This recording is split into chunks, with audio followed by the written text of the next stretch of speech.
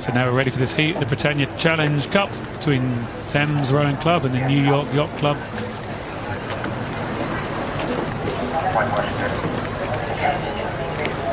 Yeah, and the NYAC crew, the Cox actually, has been invited to try out for the US national team, the 2017 World Championships, which are at home in Florida this year.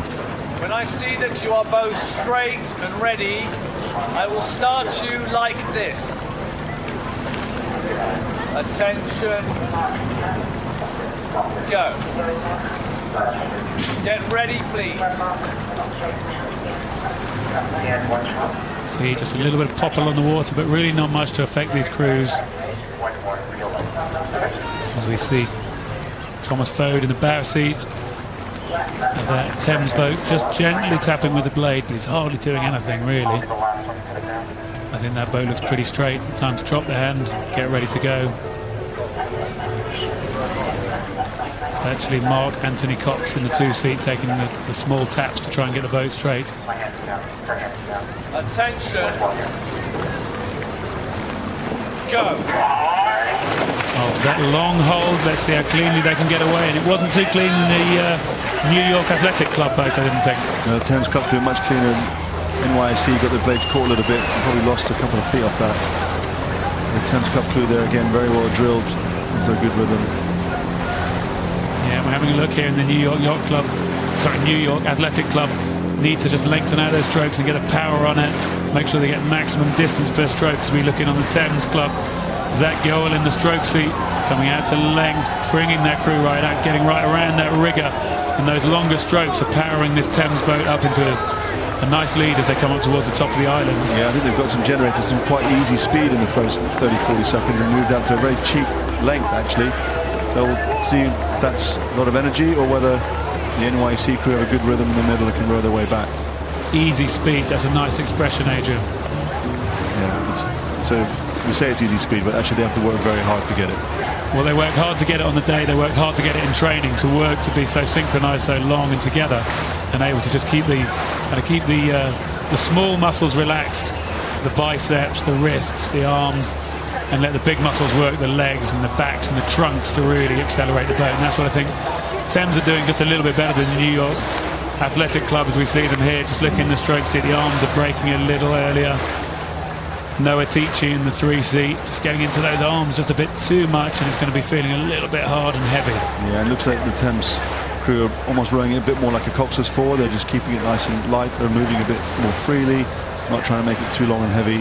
And actually they're getting quite efficient speed for that. And it looks to me like they've front-loaded it quite a bit to try and get some clear water. And let's see what happens now for that. Well, it's a great idea in a match race, particularly when you're racing relatively late like this on the Friday, that you don't really want to have to row 2,000 meters and want this to go the whole way. You want to try and get up, control the race. It's a match race. Try and get in front, maybe send a few puddles down onto your opposition, make their life harder, make your life easier. Yeah, and it's difficult if you're in the crew that's behind and you can't see them at all, but you might get a bit of a sense of the wash. It makes it quite disconcerting. You think, well, how far ahead actually are they? And you can't actually see them. Yeah, you get that little bit of wash, and sometimes when you get the bow wave from one boat, the bow wave from one comes down onto the other, and it always kind of draws you in slightly. And as it draws you in, the Cox has to use the rudder just to make a little correction. Of course, that slows the boat down and makes it uncomfortable in the boat. Yeah, and the boat then also starts to skid around, and it's very hard to balance. And here, the Thames crew here, we looked about Leander crew earlier. The Thames crew very similarly, very good blade work, nice dark puddles, moving very nicely. Yeah, and it's Leslie Vowles in the coxing seat of that Thames boat. I think she's doing a nice job. She's just let the boat just drift away from the boys, still very much in her own water, but just let the boat drift away to allow as much of the weight come towards that crew from the New York Athletic Club as she can. Yeah, and also just takes the pressure off the stroke siders. They're not near the booms, they won't be worrying about it. They can just focus a bit more on their own rowing. They're the stroke man from the Thames crew. Zach Yoel just having a look over a few times just to check where our NYC, and yeah, you can see them quite easily now from where he is. Yeah, Zach Yoel lists his highlight of learning to row at Latimer School, being a member of the 8 in 2014 that raced in the PE, made it through to the Thursday, and then he got into the Thames Cup B boat, whereas in the Thames Cup last year, and now part of this fantastic program going on at Thames, led by Ben Lewis. They've just got so many fast crews, so many fast athletes. Thames just doing a fantastic job at producing crews. They are, and you know, the club rowing thing is a difficult thing because these people have jobs as well, and they train around it. It's not like full-time athletes or students where maybe you haven't got a 40-50 hour a week. And it's quite impressive that they managed to balance this, and some of them probably have family and all that kind of stuff. And they row really well. I mean, they're obviously very fit guys, producing some good boat speed. Yeah, and they won't be bothered by the conditions here tonight where there's some wakes on the course, because Thames Rowing Club is based up there in Putney, where they go out in the tidal water, or in the tidal section of the River Thames, where it gets very bumpy, it gets very unpleasant, so they'll be up for handling most things that Henley can throw at them. Yeah, now the conditions looking very nice there. This footage here great for these crews. You can actually go back after and look at what they're doing in their rowing. Probably better than some of the video they get when they're training. And then the progress boards at the 3/4 mile showing clearly more than the lengths clear water for Thames Rowing Club. And within that Thames Rowing Club out there now, they'll have to make sure they know how they're going to row this last bit. You want the cocks to take control. As we see, you just have to make a little bit of a swerve there. You can see what the rudder's done, and want to make sure the blade pressures remain even. Everyone keeps thinking along the same lines. Are we going to drop the power a little bit? Are we going to drop the rate a little bit?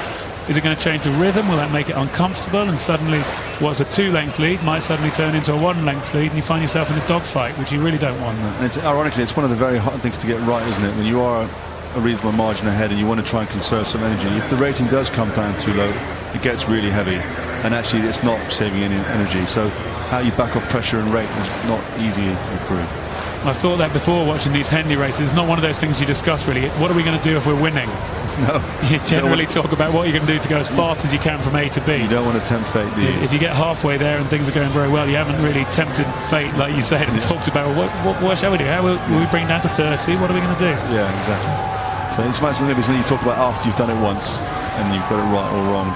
And there the cock's over having a look over her shoulder to the right just to double check, which you can see where the NYSE crew is.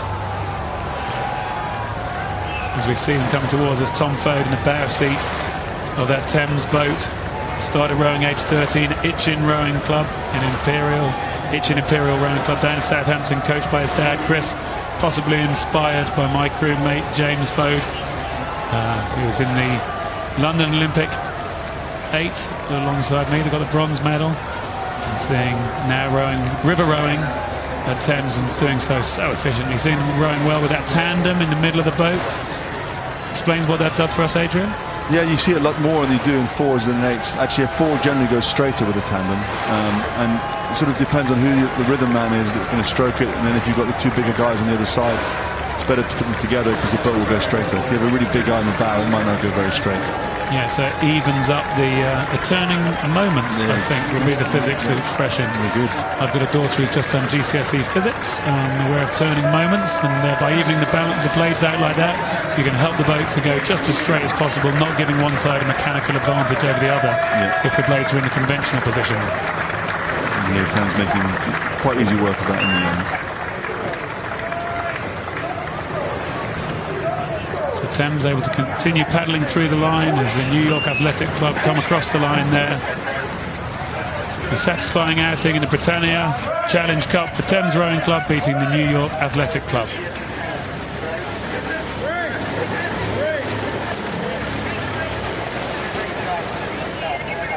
Thumbs up between the crews, 3 cheers. Real mutual respect between the crews. Very rare you would ever see a crew row away and not wait for the others to come across the line at any regatta, to be honest.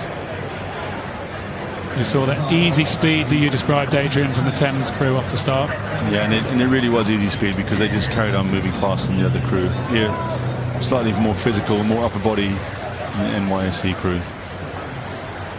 And then we see that blade work so well together, making that tandem work. Sometimes you get a bit lost if you're at the bow in a tandem, don't you? Keeping up with the stroke man without anyone or with an extra gap in front of you makes it hard to follow. Takes a bit of getting used to. But Tom Fode had no problem with that.